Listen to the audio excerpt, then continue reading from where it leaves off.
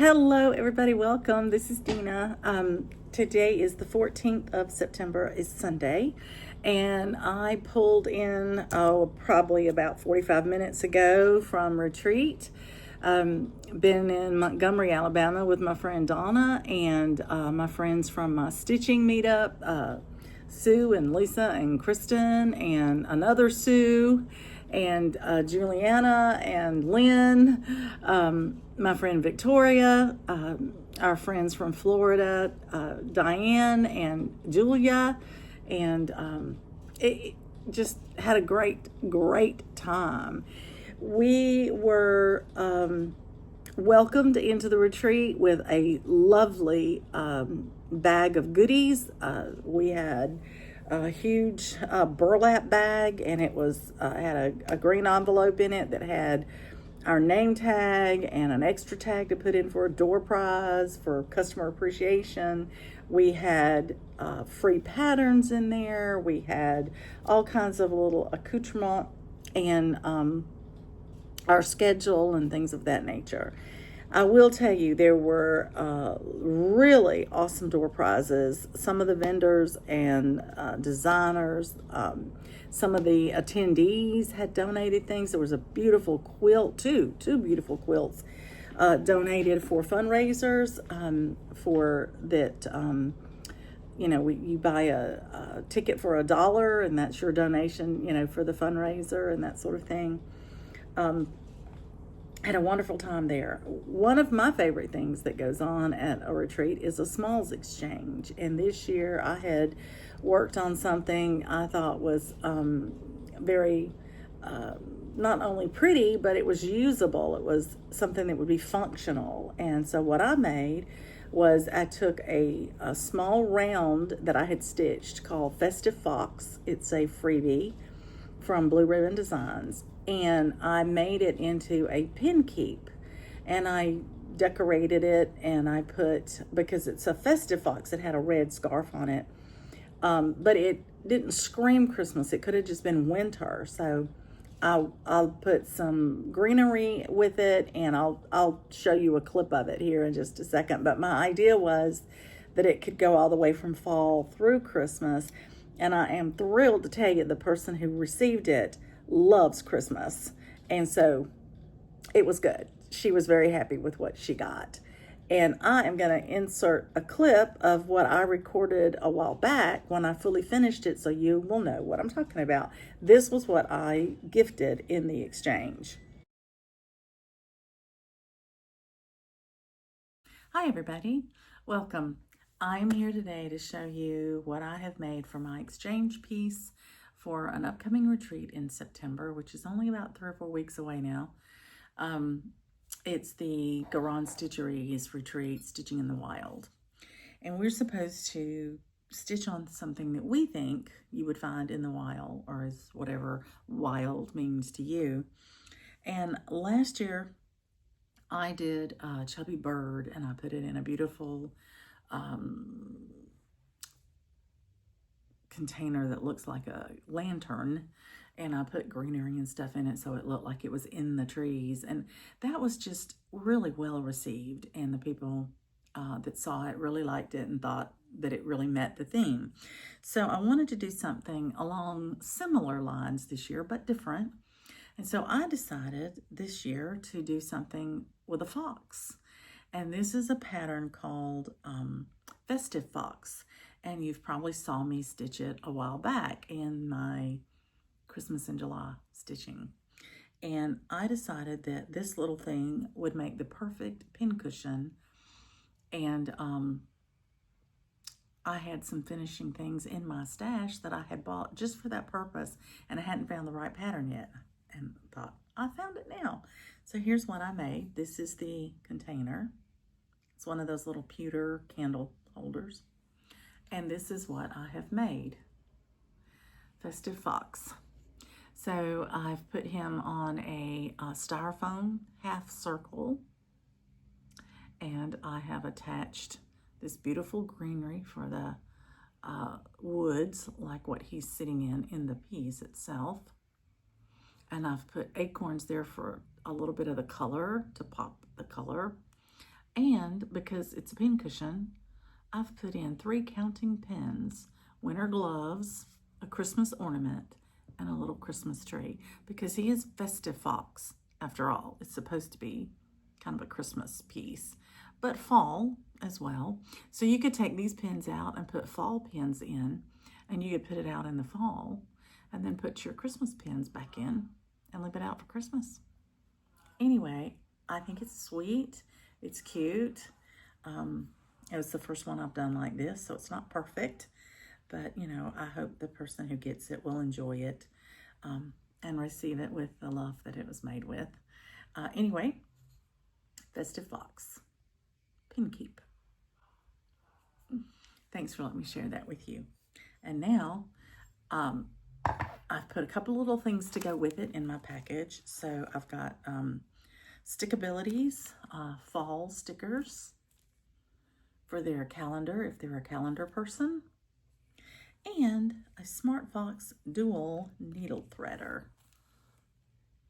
I saw this when I was at Shepherd's Needle recently in Little Rock for a retreat, and I grabbed it because of the fox that was on it. I said, that's going to go with what I'm working on for my exchange piece. So these two are little extras that go with it. So that's going to be my exchange package. Now I just need to find a gift bag that has fall leaves or a fox or something like that on it so that it all fits together. Anyway, thanks for letting me share all of that with you, and I hope that it inspires you to try something new and different, a different way of finishing for your cross stitch. Happy stitching, everybody. So now let me show you what I received. The way that this exchange worked is that when you turned in your gift for the exchange, you would get a little round wooden ball that was a bingo number, and that was your number to come up and get your gift when it was called. Everyone in the entire place had been given a bingo card in their packet when they signed in. So we all got to play bingo. And so as each number was called, we were marking our forms. And there were gifts, prizes for up to, I think, 5 bingos. But while we were calling out these numbers, not only were we marking them off our little bingo card, but that was the number for the person, whoever had that little ball, would go, and that was their turn to get their gift. I liked it because even if people didn't participate in the exchange per se, didn't make something for the exchange, they still got to participate in the game. And they still had the opportunity to win something, you know, to get really nice prizes. I thought that was spectacular. Well done, gentlemen. So this is what I received, and my stitching friend was Sherry Kendrick. And it turns out she doesn't live that far from me, so that's exciting. We may be able to see each other again. So, but this was the fall piece that she did for me. I just love it. It's a cute pumpkin, and she had stitched this fall piece. She finished it in a hoop. She tied this lovely ribbon to it to decorate it for me, and glued it on here so that now I can stand it on a shelf. I can put it in one of those frame holders, or I can lean it anywhere. And it's really perfect timing because I had already decided that it was time to put out my fall decor, and I was going to do that right when I got home this coming week. So I'll have this one ready to go. So thank you, Sherry. That was just precious. So you know that when you go to retreats, a lot of times you get gifts from table mates and you get gifts from other people that have brought you something. Some are very generous and give a gift to everyone. And one of those was a lady who actually gave a gift that she made by recycling things in her craft room. And I think it's worthy of a mention. So this is how it was packaged. And then it has tissue paper, and then you have your needle minder. Isn't that cute? She took her perforated paper, she stitched a small design on it, she mounted it on an old Scrabble tile and put her magnet on it. Isn't that cute? What a precious, precious gift. I love it. I thought that was really, really sweet. And she gave one to, I don't know how many people. I don't know if she had one for everybody, but I know she gave them to her table mates. And I know she was kind enough to gift one to Donna and I. And I thought that was just such a neat, neat idea. We did have a lot of other precious gifts. I don't want to leave anybody out. And I do know who most of these are from, but there were one or two that left them at the table when I wasn't there. So I don't know exactly, who gave me everything. But I do have just gift after gift after gift over here that are just really, really sweet and precious. Donna gifted us all a small Nurge hoop. This was a counting pen and a scissor cover, holder. I tried to leave everything in bags so I wouldn't lose anything. And then people were making us beautiful scissor fobs and giving us the scissor point covers. I have a couple of those that are absolutely beautiful. And I just think it's so sweet. It's so kind. Donna and I had made table mate gifts, and we were able to give several people these that we knew or had been able to share this with. So this is our project tags that we made. So we had one of these for every person that was at our table and several other tables that we were able to get to.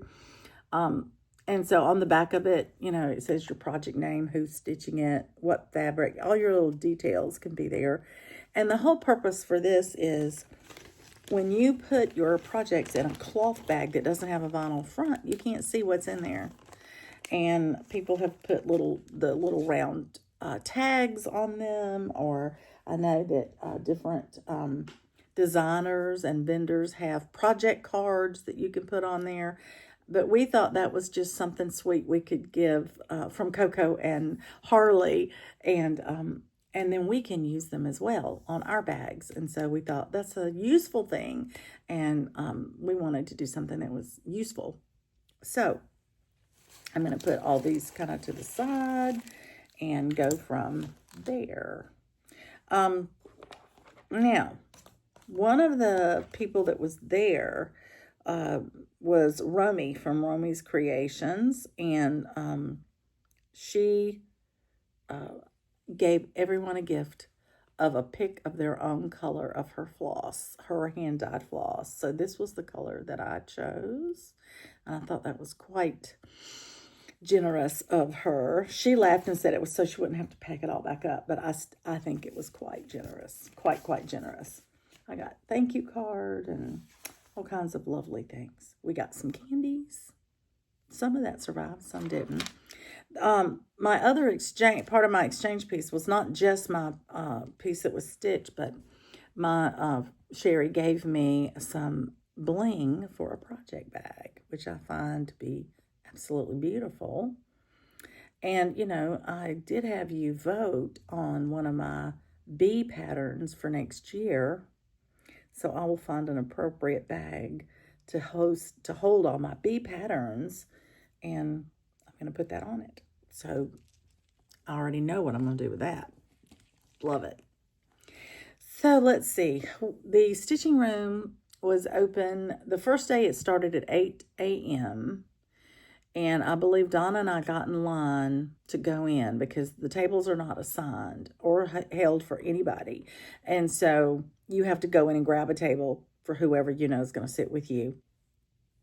And Donna and I'm an early bird in particular. And so we got up and we got down there about 6 o'clock, and there was already 2 people there. They got there at 5:30, but we got there at 6 and just took turns going and having breakfast and then getting back in line. And but everybody got in line, and you got to go in the order that you were in line and go find your table, and that worked out beautifully. So worked out really, really well.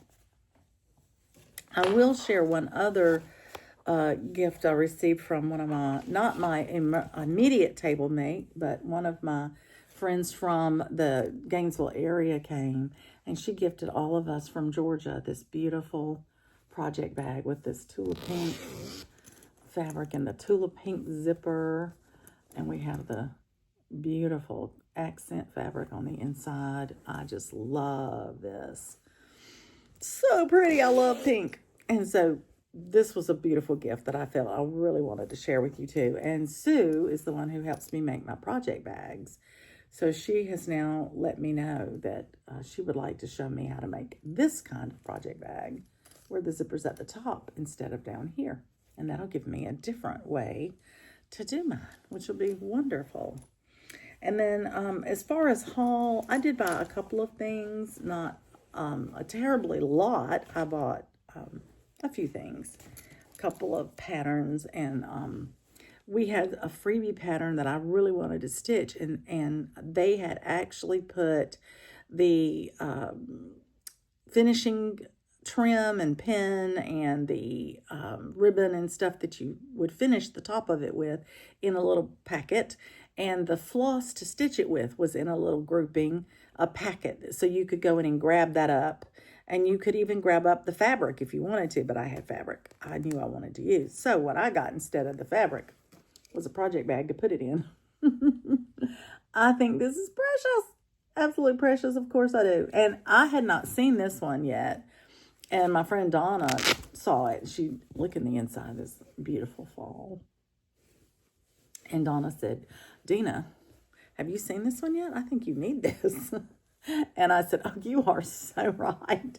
I had planned on getting a bag anyway, and so this made it very easy. This was the bag. So I came home with 2 new project bags. I am loving that. Absolutely loving that. So I got a lot of stitching done. But more than that, are you sitting down? Donna stitched a lot at this retreat. In one day, she put in 509 stitches. It has been known that Donna could stitch at a retreat and come home with 9 stitches. So, this was really good. We were excited for her and a bit surprised. Pleasantly surprised. Donna, good way to go, girl. So, anyway, I want to take a break now, kind of move all this away so I don't knock it on the floor. And I'm going to pull out my stitching and share with you what I stitched on and kind of tell you about it. So we got there on the 11th, I believe. And we were going to stitch a couple of new starts. Donna and Sue and I were going to stitch on Woodland Wonder together. I had started mine in the Christmas in July. Sue started hers at a local stitching meetup that we did just in August. And then Donna was going to start hers at the Garon retreat. But when Donna got ready to start hers, Sue and I were going to work on ours too. And we did that. But the first thing that I really worked on, I think, when I got there, one of the first things that I worked on was a Christmas animal tree. I worked on it the very first night while we were sitting in the lobby. After we had checked in, we were just waiting to go to bed. The retreat didn't even start till the next morning. So this would have been Wednesday night. And the one that I was working on was one of these 4 that I started in July. And it was this one with the Christmas tree. So I finished this one. I finished this one. And I had these 2 to finish. So this was the one I pulled out. And I actually worked on it for about 219 stitches. But then on the 13th, I got it back out. And I decided to continue working on it. And I am very pleased to share with you. It was my one and only finish of the retreat. So here it is. Isn't that precious? So, so cute. Now I want to show you something. This is the final one that I'm working on. It's 2 little mice and they're holding presents. And so this is one of them's little vest and the other one has on a shirt. But you see, you can hardly tell. That looks like blobs of color, really. And when you finish the entire thing, it looks like blobs of color. And until you outline these little things, here's one that I did previously. Until you outline them, you've seen these, they're a set. They really don't pop. They don't really look like much of anything. So this is just a perfect example of how important backstitching can be. But I want to talk about this backstitching. This is a much more modern backstitch. This is almost modern art backstitch to me. It's very loosey-goosey. It's not, it's almost impressionistic. It's not the, you know, it's not like the X by X by X by X that you outline to backstitch. It's very much hinting at everything. But Durene does such a good job of it that it makes the picture come to life. It is enough that you really see the detail in the picture. Pleasantly surprised. I have in the past preferred not to stitch these more modern pieces because of that. I didn't like that backstitch. But when I saw this one and saw how really cute it was and how the pictures really did show up well, I thought, I'm gonna give it a try. And I am glad I did, because I love them. I think they're absolutely precious. So that was my one and only finish while I was at retreat. And it took me 2 stitching sessions to get that done. It was, you know, the first day I arrived, and then the next to last day of the retreat is when I finished it.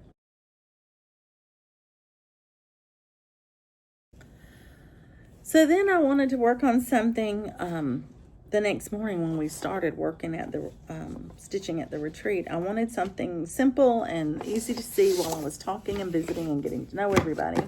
And I pulled out Teresa Kogut's Santa with Anne and Ted. And I had started the top of his hat when I started the piece. I started it at the top. And I picked this up and I put some more stitches in it. And this is on one of those printed fabrics. It's beautiful. He's going to be pretty big. I got the rest of the red in, and I got started on one shade of the skin. One shade. And I don't think I finished it. I think I wound up stopping after, well, I put 244 stitches in it to finish that red. But at that point, we were gonna go to lunch, and when we got back from lunch, we were gonna do the Woodland Wonder piece. And so I was at a good stopping point, and I went ahead and stopped. But at least I got some additional stitches in the Santa with Anne and Ted, which was fun. I was really happy to do that. I'm working on that for Christmas of 2026.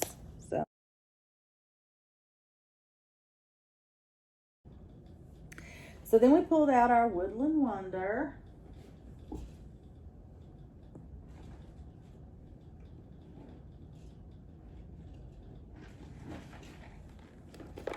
And we did a start on that for Donna, and the rest, Sue and I worked on ours a little bit more. I'll remind you of this beautiful Glendon Place design. And when you saw it last, I had all but one color of this border done. And I had just started on this little bit of the border, and I didn't have all of it done. And so I continued on the border. I finished those borders all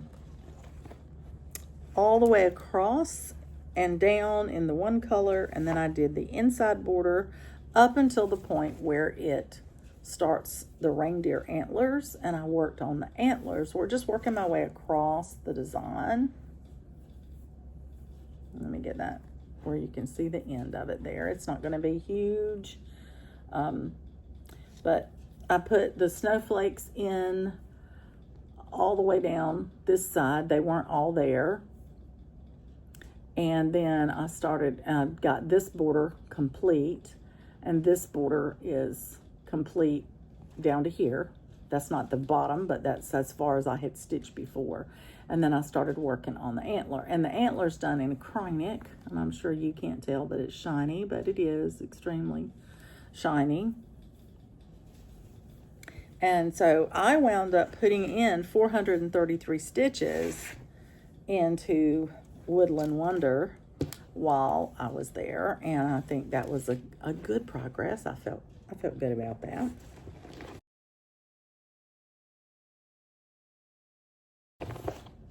So then, after working on that, I wanted to have a retreat start, and it was mainly because Donna said, let's start this.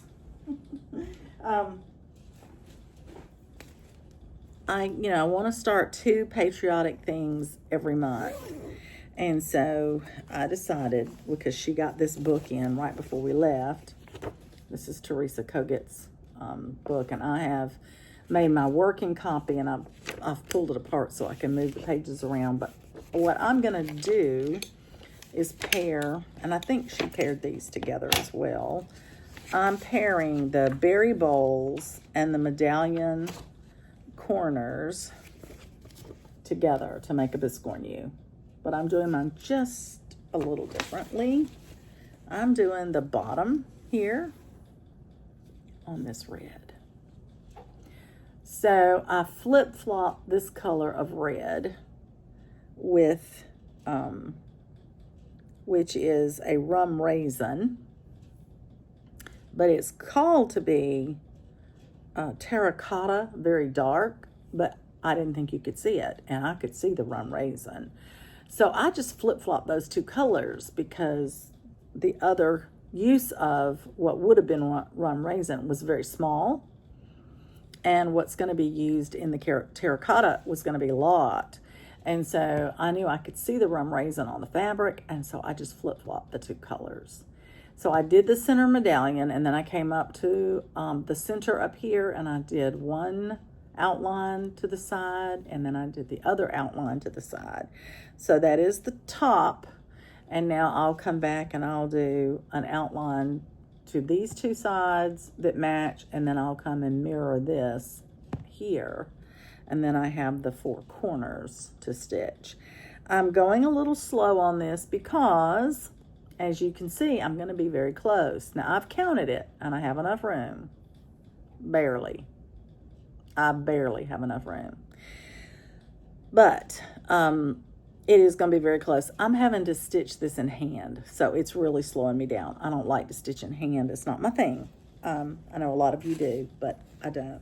And the reason that that is cut so tight is that when I went to Shepherd's Needle, I went to the Silver Needle last year for a retreat, and they sold remnants. And so I had 2 pieces of this red, this big, that were for $1. The 2 together were $1. And it took half of one of them for this Biscornu for the bottom section. And I really wanted to do it in this bright red. And so I am doing it, and I decided to start with that one first to make sure it's going to fit, and that's what I'm doing. So that was my new start, and I wound up putting 224 stitches in it when I first started it, and I haven't even taken the time yet to count what I did, because that was the center of it, what I did in the outline. So I'm guessing it's going to be at least that much, if not more, on that piece. And so I'm going to leave that out until I count it and write that in. Then, in addition to that, on the 11th, I stitched for one of my AB Single calls. I had to stitch on my sister's gift. So, Stephanie, you need to look away. This is something I'm working on for my sister for possibly her birthday or Christmas next year, because it's going to take me a while to finish it. But y'all will recognize it because you've seen it a time or 2. But I actually wound up putting in a good number of stitches in this, and I'll show you what I did. I did 2 sections. I did this section and this section. So I got both of those completed so that they match. So just a little more working along there. But I have so much more stitching to do. These are very full of stitches. And it was fun, though, because a lot of people had seen it on my channel. Stephanie, you can look back now. Thank you. And they wanted to see it in person because you don't get the best look of it on the camera. You know, the sparkly bits don't show, really. So I did get some work on that for my AB Singo. I tried really hard to keep up with AB Singo while I was gone.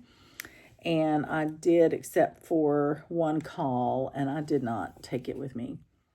It was on a big roll frame. I didn't take it with me. And so that's the stitching. I am very tickled to say I was able to stitch every one but one of the AB Singo calls while I was gone. I'll catch that one up now. And then I was able to have one finish, which was one of my Christmas in July starts, which I was tickled to death. I got to ring the bell. I even got a picture. They have a green Frankenstein there with a face hole cut out, and you stick your face in and hold your finish in front. It's sort of a tradition. And so I'll insert a picture there of that.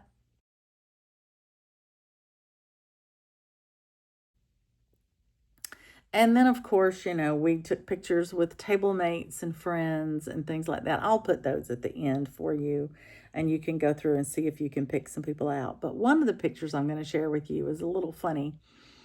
A bunch of us girls from Gainesville area decided it would be cute to have personal T-shirts.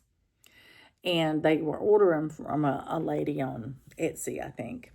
And so we got a dark gray T-shirt, and everybody chose their own saying of what they were going to put on the T-shirt, except me. They picked it for me. They wouldn't let me pick it. So a couple of us were in pairs. So my shirt says, person most likely to have a finish. I didn't pick that. I'm not bragging. They picked it. But my friend Donna's shirt says, person most likely to say, of course she did. Because she does that to me all the time. So another lady had a shirt that said that she was the person most likely to buy a new gadget. And her best friend said she was the person most likely to go down the next rabbit hole. And the one who likes to buy new gadgets sends her down the rabbit hole quite often looking for new gadgets. So they kind of went together. It was so much fun. And I have a picture of all of us together with our T-shirts on. So I'll put that in here.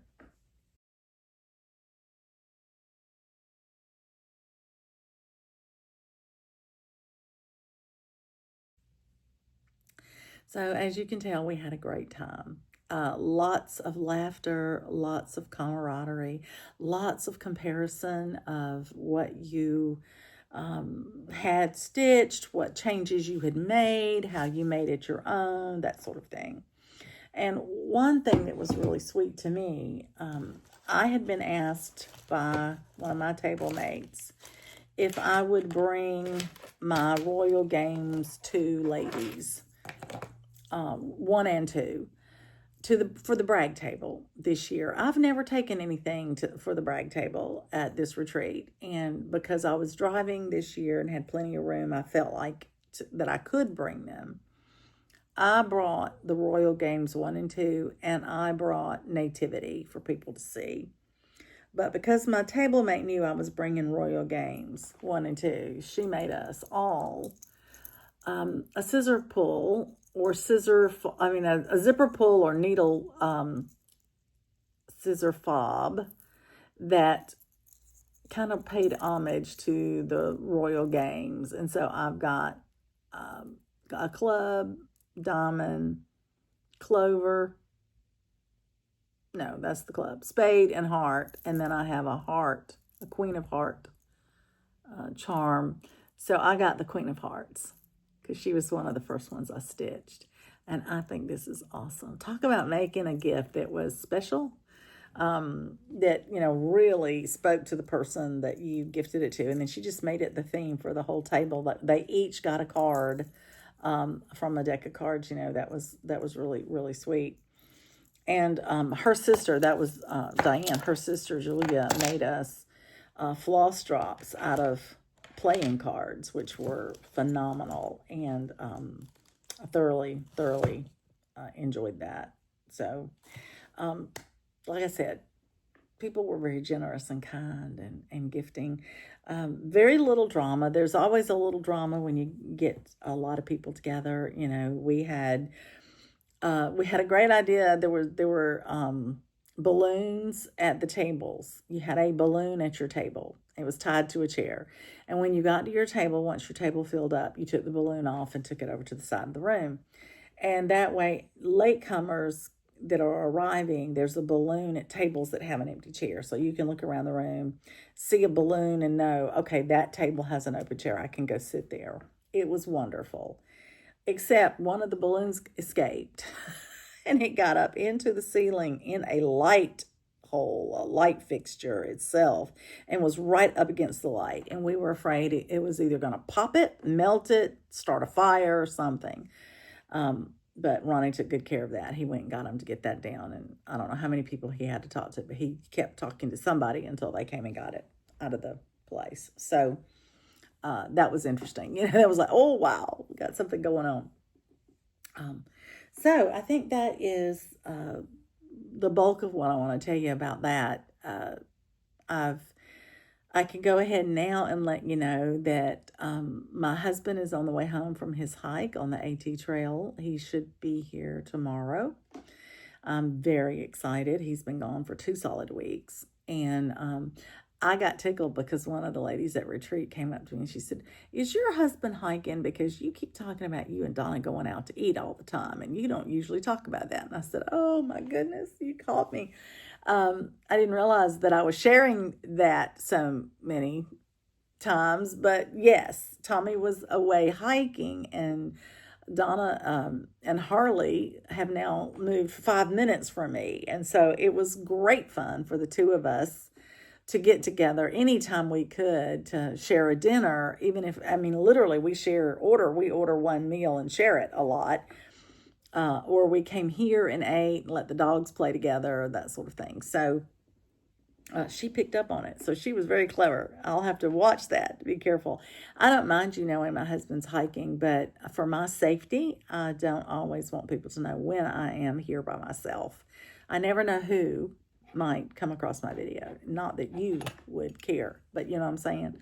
I think you understand. I just want to be as safe as I can be if I'm here by myself. So I've heard from him. They have gotten to a good spot in their hike where it's a good place to exit and come home.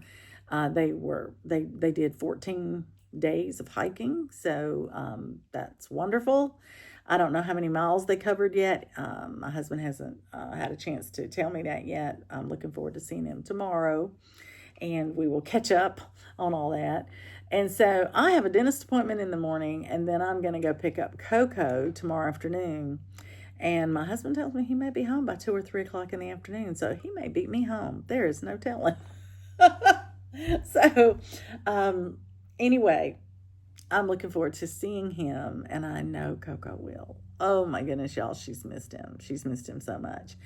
But while I had to go to the retreat, he wasn't here to watch Coco, so she's been at our dog sitters. So I will put at the end of this video some pictures that we have gotten, because this is the first time that Coco and Harley have been there at the same time together. So we got pictures. Donna and I got the same pictures a lot because Giselle, our dog sitter, said they're together all the time, which I find funny, because Donna and I laugh hard at the way they act when they're here. Coco acts like she don't want to be bothered, and Harley can't get enough of her. He wants to play with her, and Coco's a diva and doesn't want to be bothered.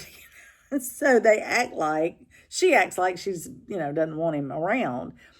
But Giselle said they were best buddies, and they were together the entire time and did everything together. And you can tell by the pictures, you can see they're in a room. If Harley's looking out the window looking for squirrels, Coco's on the couch watching Harley to make sure he's okay. But my favorite picture that you'll see is Coco and Harley and another little puppy that was staying there named Muddy, who, if you don't know, looks exactly like Coco, except Coco's older, so she has a little more white in her fur. But they we're all asleep on the same couch. So Coco's asleep in one section, Harley's in the middle, and Muddy's on the end. And when Giselle sent it to me, she just entitled it Nap Time. They're all napping together. It's precious. I love it. So I'll put that at the end for those of you who like to see Coco. And thank you for watching and letting me share about my puppy. She's a big part of my life, as you know. So that brings you up to speed on travels, family news, how Coco's doing, and where I am in all of the stitching. I still have to sit down tonight and figure out, have I missed posting anything? Do I need to post some more things that I've stitched? Mark up my acrostics for anything I got done while I was gone, and just kind of get my record keeping up to speed. And then I'll be ready to start the day afresh tomorrow with my new stitching for AB Singo. So I'm looking forward to that. My bingo game, I'm looking forward to that. And as always, as I'm working on those, I'm marking off my acrostics. So that will be fun. I hope you've had a wonderful weekend. I hope you've had time for stitching, for resting, for spending time with friends and family. I hope you are well and healthy, if at all possible. I know not everybody is, so know that my heart goes out to you. And if I'm aware of your situation, you're in my prayers. So I think that is all the news fit to print, as my mother used to say. So I will tell you good evening, and I will say until you can come in again and spend time with me, to where you can sit and stay and stitch with me. I hope that life treats you well and that you are truly blessed. Happy stitching, everybody.